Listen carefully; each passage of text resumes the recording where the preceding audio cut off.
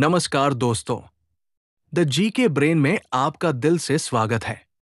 बहुत समय पहले की बात है। एक छोटे से गांव में राधा नाम की एक लड़की रहती थी। राधा की सादगी और खूबसूरती पूरे गांव में प्रसिद्ध थी। वो हमेशा अपनी माँ के साथ खेतों में काम करती और परिवार की देखभाल करती।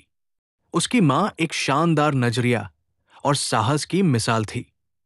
एक दिन उसकी माँ ने उसे अपनी पुरानी गुलाबी साड़ी दी और कहा, ये साड़ी हमारी परिवार की धरोहर है, इसे अच्छे से रखना। राधा ने साड़ी को बहुत ही स्नेह से संभल कर रखा। वही साड़ी उसकी माँ की थी और उससे भी पहले उसकी दादी की। लेकिन राधा को इस बात का बिल्कुल भी अंदाजा नहीं था कि ये साड़ी केवल एक साधारण साड़ी नहीं थी, बल्कि जादुई थी। एक रात जब राधा सो रही थी, उसे एक अजीब सपना आया। उसने देखा कि उसकी साड़ी के चारों ओर एक हल्की रोशनी फैली हुई थी और साड़ी से सुनहरी चमक आ रही थी। अचानक एक परी उसकी साड़ी से प्रकट हुई और बोली, राधा, ये साड़ी जादुई है। इसका प्रयोग तुम्हारे जीवन में खुशियां और समृद्धि लाने के लिए कर सकती हो।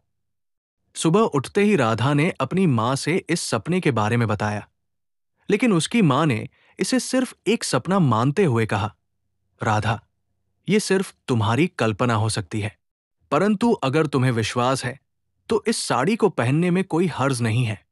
राधा ने उस साड़ी को पहन लिया और उसके बाद जो हुआ वो वाकई में आश्चर्यचकित करने वाला था। जब वो खेत में काम करने गई तो वो हर पौधे को छूने से तुरंत फल और फूल से भर गया। उसका पूरा खेत हरा भरा और सुंदर हो गया।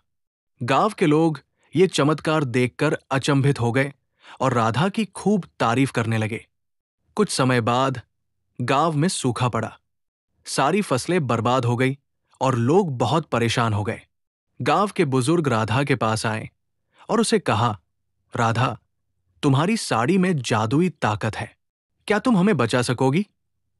राधा ने सोचा और कहा, मैं कोशिश जरूर करूंगी। राधा ने अपनी साड़ी पहनकर खेतों में जाए सारी जमीन पर हाथ फेरा। अचानक आकाश में बादल छा गए और बारिश शुरू हो गई। पूरे गांव में खुशी की लहर दौड़ गई। सभी ने राधा को धन्यवाद दिया और उसकी साड़ी की खूब तारीफ की। गांव के राजा को भी इस चमत्कार के बारे में पता चला। राजा ने राधा को अपने दरबार में बुलाया और सम्मानित किया।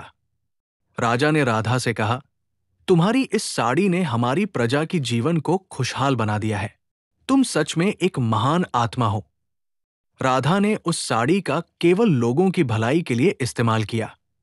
वो समझ गई थी कि साड़ी की ताकत से सिर्फ अपने लाभ के लिए कुछ कैसे किया जाए, यही नहीं बल्कि दूसरों की मदद करने का भी मौका मिलता है। उसने अपनी जिंदगी उसी तरह ही बिताई और सबकी प्रिय बन गई। समय बीतता गया और राधा की कहानी सिर्फ गांव में ही नहीं बल्कि दूर दूर तक पहुंच गई।